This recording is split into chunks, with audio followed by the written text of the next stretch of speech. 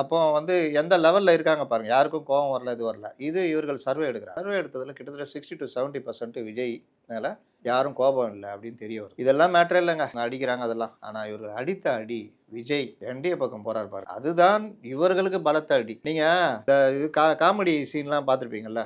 இது மேலயாவது அடிக்கும்போது அதுல பட்டு ரிட்டர்ன் வந்து அவங்க மூஞ்சிலே படும். பார்த்துருக்கீங்களா? சில காமெடி நான் பார்த்துருக்கேன். இந்த கார் கண்ணாடியை ஒருத்தன் உடைக்கிறேன்னு சொல்லிட்டு கல்லை தூக்கி அடிப்பான்.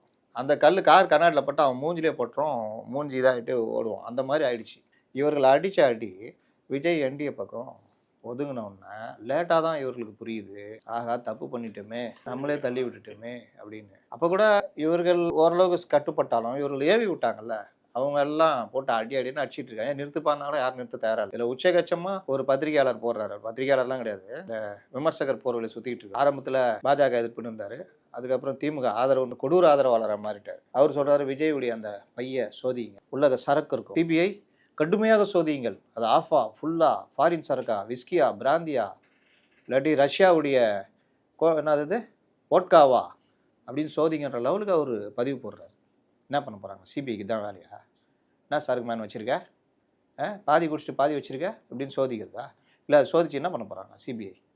இன்னொரு பத்திரிகையாளர் அந்த வாகனத்துக்குள்ளே திரிஷா இருந்தாங்க. திரிஷா என்ன பாகிஸ்தான் தீவிரவாதியா? திரிஷா இருக்கட்டும், என்ன இப்போ இருந்தால் என்ன? நாளைக்கே ஒரு என் கட்சியில் திரிஷா சேர்ந்து விட்டாருன்னு பக்கத்து சீட்டில் உட்கார வச்சு கூட்டு வந்தால் என்ன பண்ணுவீங்க?